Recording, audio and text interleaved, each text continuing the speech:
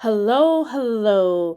This is Destiny Jones, and I'll be discussing the HIV/AIDS epidemic and its effects on Black women within the United States. And we're going to be focusing in the period between 1980 and 2000. So, it is 1980, and there is a virus wreaking havoc all throughout the United States and all throughout the world. And we're trying to figure out, what this virus is, what's going on, why does it seem like young gay males are being, affected the most by it. So, in 1982, this virus was revealed to be an infectious disease transferred by bodily fluids and exposed blood. The Center for Disease Control and Prevention labeled this as the human immune deficiency virus and its progression, the acquired immune deficiency syndrome, also known as HIV and AIDS. Now, this is believed to be a gay plague, right? So, because it is a community, the medical community takes little action in decreasing the number of people victimized and instead, focus on their lifestyle choices as a means to prevent the spread of the virus. This is very confusing to me, always has been. I don't understand how that could help something like that. It is a virus. Normally, we need medicine to solve these kind of issues. But obviously, people are upset about this. So we see a whole lot of mobilization efforts taking place all throughout the United States.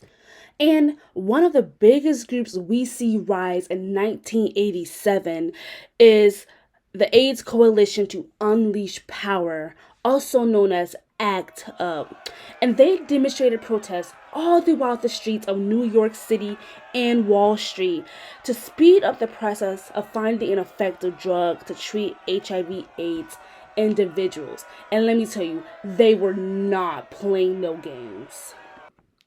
Now, despite all these efforts in mobilizing and fighting for the rights of gay people, many of them only focus on gay white males, excluding, of course, and not surprising, HIV positive minorities and communities, places where the virus is causing the most pain. So, obviously, the group most excluded, as always, is Black women, straight and gay. No, let's skip to the 1990s, right? Let's look at the case numbers. The virus was the leading cause of death among African Americans. And while African American women only made up 12% of the US population, they represented over 40% of all HIV/AIDS cases.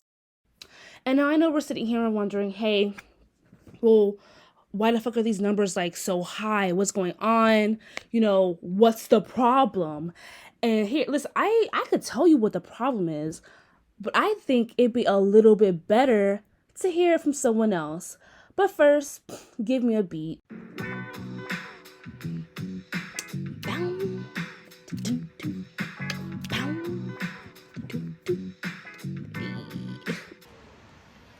As women of color, in some respects, we might not see ourselves at risk, be it if we're married or we're in a long-term relationship.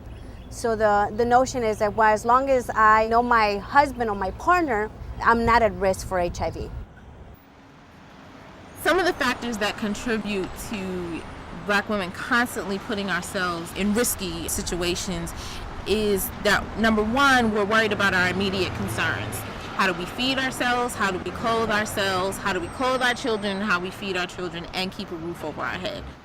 And so everything else becomes secondary, and you really don't worry about preventive health care. You really don't worry about contracting AIDS and any of those things because you're worried about the primary. And she's absolutely right. I mean, my mama is Black and she really thinks about herself. She's always occupied with her children and how well they're doing in the moment, right? And so I definitely think that's a huge factor when it comes to why the HIV/AIDS cases are so high among Black women. And another reason I think is really important to mention is how the Black community views itself, right? A lot of times we view ourselves as a heterosexual community, that we don't have gays in our community.